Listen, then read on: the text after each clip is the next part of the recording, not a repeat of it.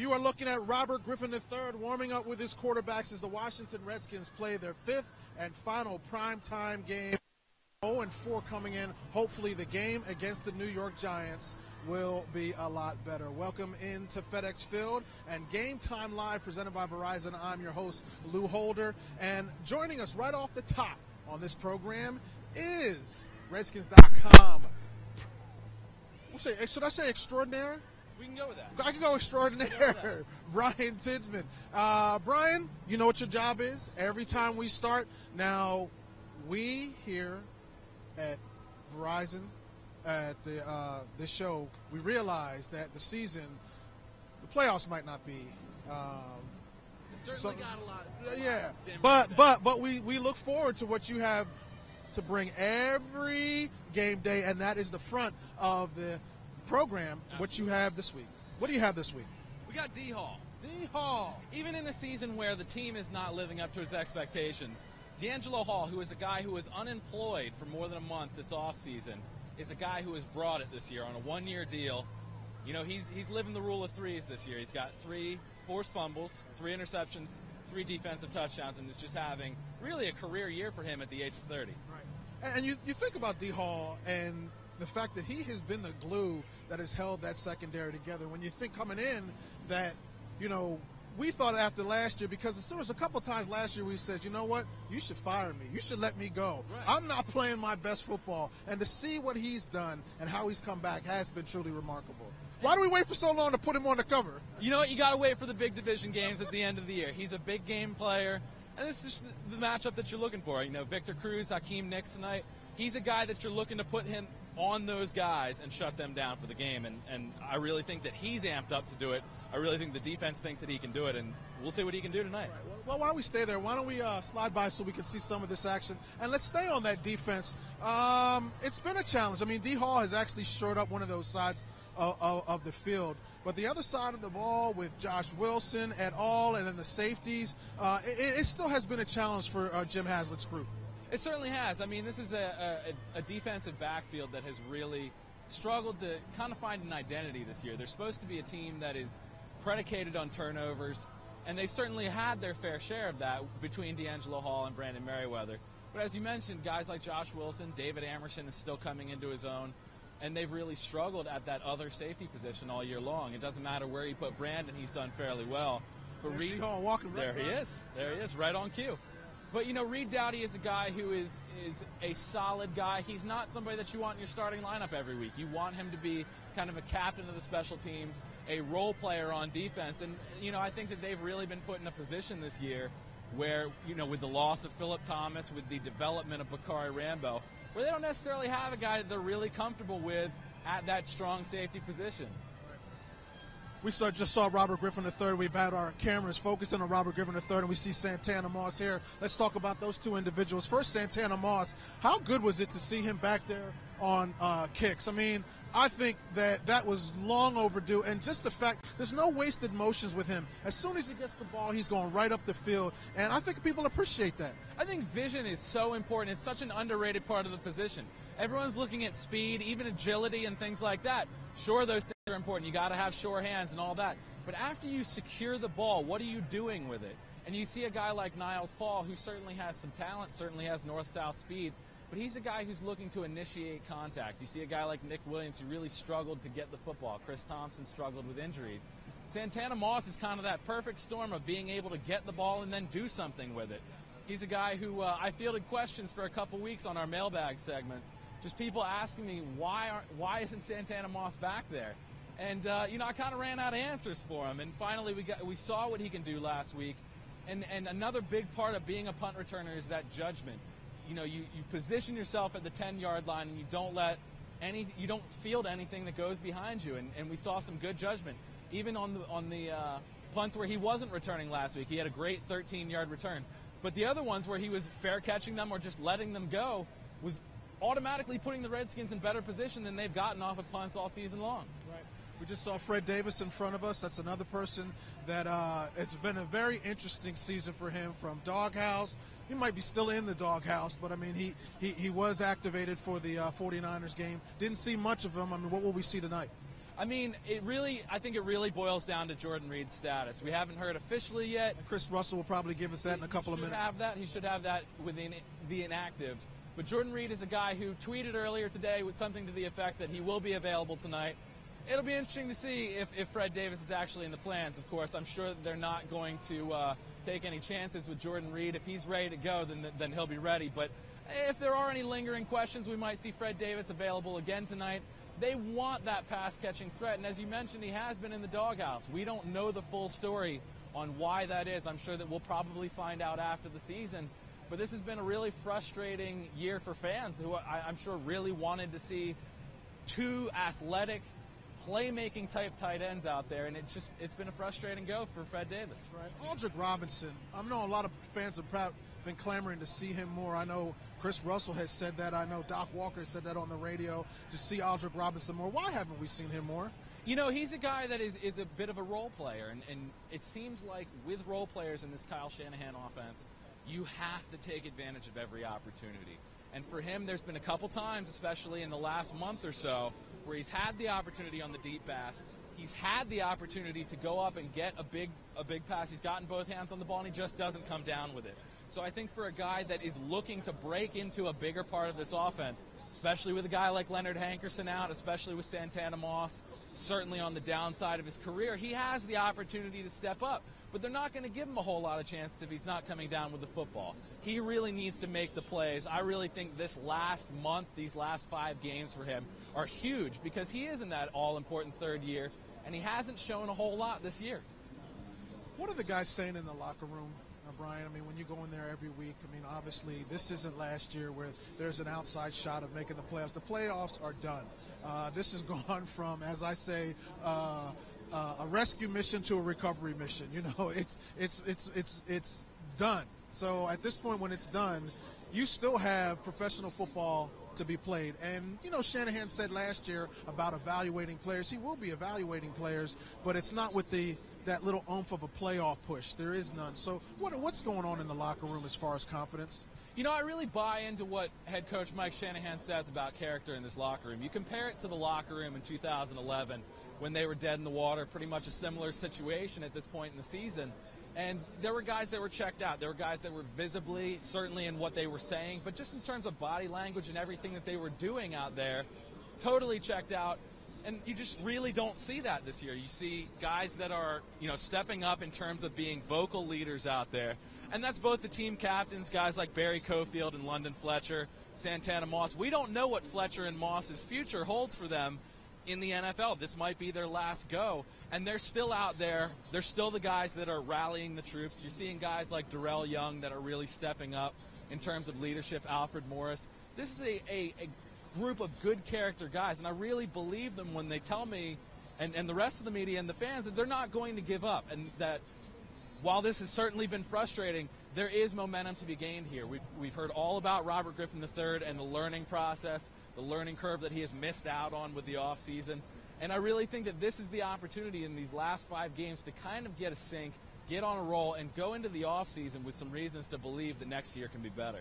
You're watching Game Time Live, presented by Verizon. Redskins pick and play, people. Do you think Alfred Morris will run for more than 100 yards today? Yes. Submit your predictions for Redskins pick and play, and you could win an autographed Alfred Morris photo, plus earn points all season long for a chance to win a VIP experience at next year's home opener. Go to RedskinsGameTime.com to sign up today. You just said yes for Alfred Morris getting 100 yards. Let's talk about that offensive line against the Giants defense, which has been porous in nature.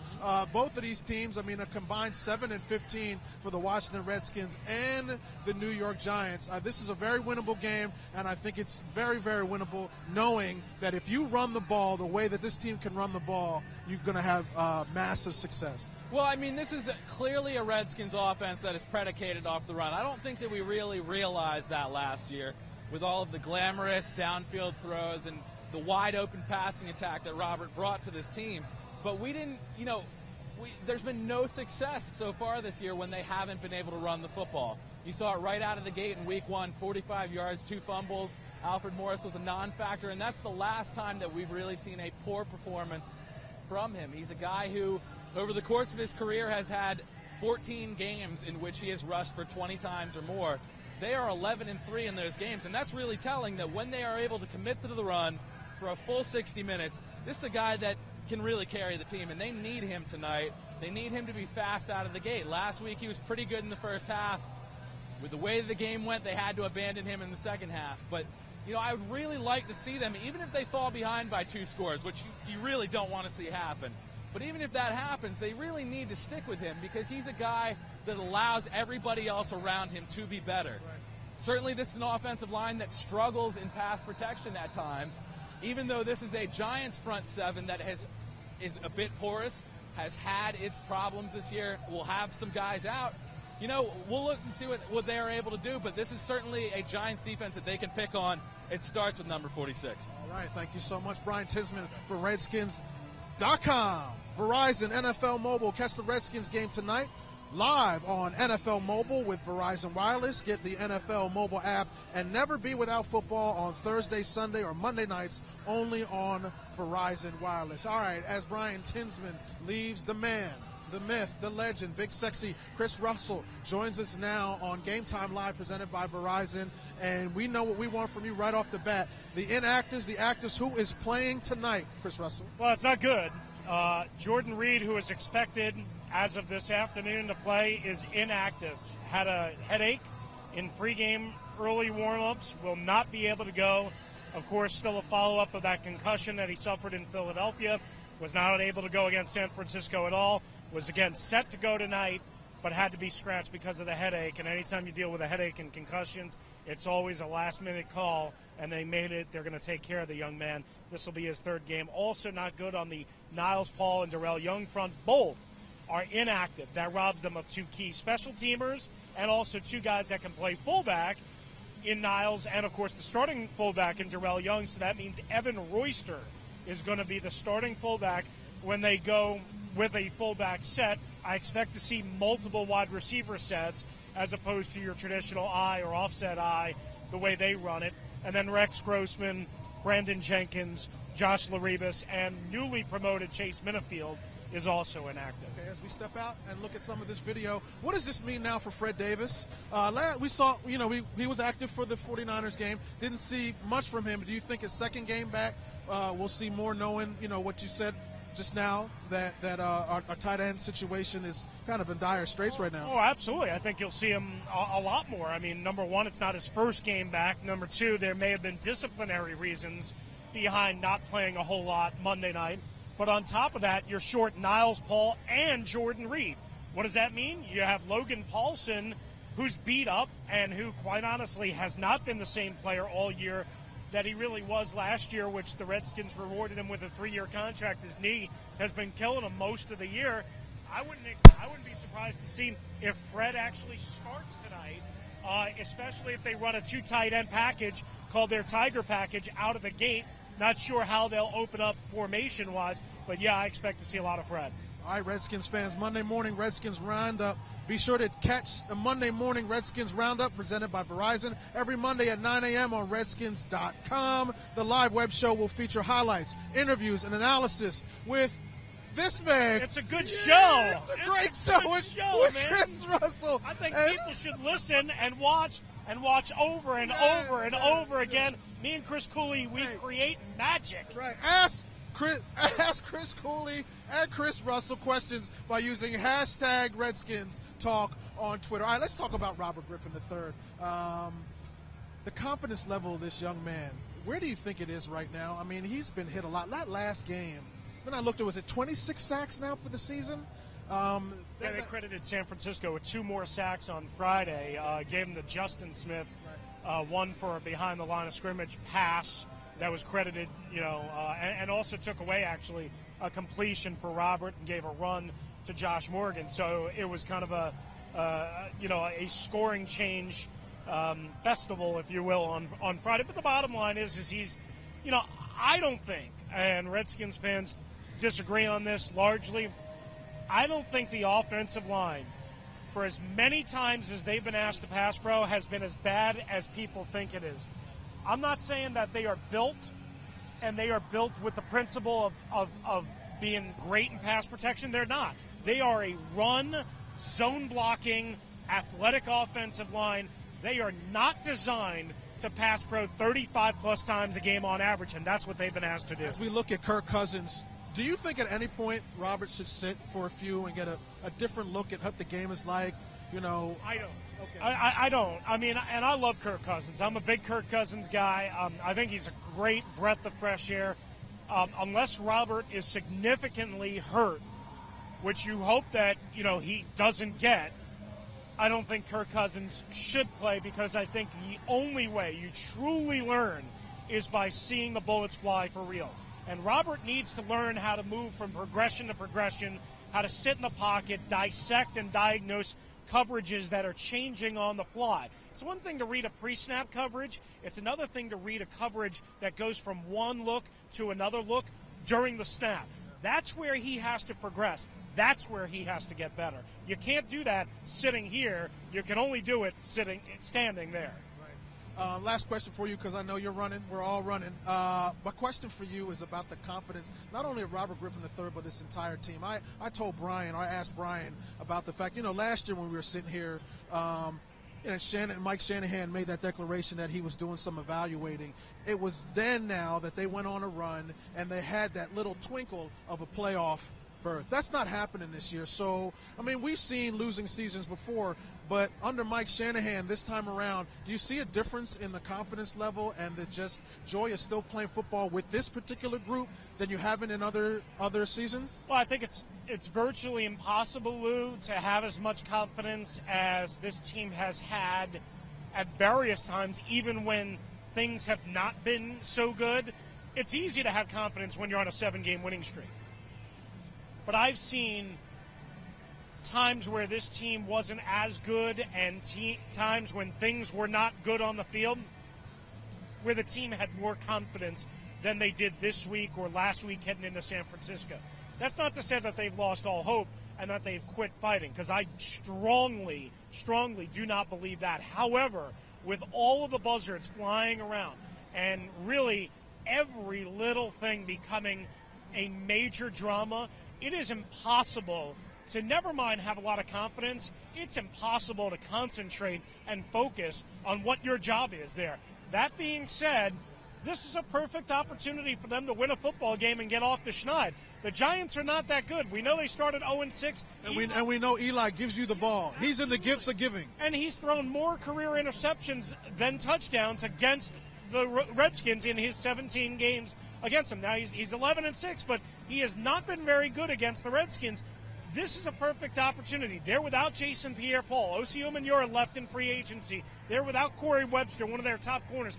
This is a game, I think the Redskins and Kyle Shanahan come out, play action, and go deep vertical first play of the game, try and score on your first drive. They have not scored a touchdown on their first drive. I can't stress how important that would be for that confidence. Okay, thanks so much, Chris Russell of ESPN 980, always joining us here on Gametime Live, presented by Verizon. Redskins Desk Site. Hey, Redskins fans, did you hear about the Redskins Desk Site app? It's an app that turns your PC into a Redskins DVR. This PC app will automatically deliver HD videos directly to your computer. You'll receive game highlights, interviews, and players and coaches, full-length TV shows, and more. Download it now by going to redskins.com/desk site. All right, we have a lot of activity going on here on Gametime Live, presented by Verizon. You've heard from Brian Tinsman of Redskins.com, and you've heard from Chris Russell of ESPN 980. Washington Redskins. The playoffs are no longer an option for the Washington Redskins, but pride is still there, as you heard. We have some tight end issues for the Washington Redskins. Fred Davis is going to get a big majority of the action at tight end. And you heard Chris Russell say that Robert Griffin III, his performance and his confidence is still there. Neither one of the gentlemen said that Robert Griffin III should sit. Eli Manning gives up the ball a lot. So this is a chance for the Washington Redskins to get off the schneid, win a game in the division, win a night game. They are 0-4 in prime time. This will be a good chance to start the Washington Redskins and the New York Giants here from FedExField. You have been watching Gametime Live, presented by Verizon. Enjoy the game, everyone.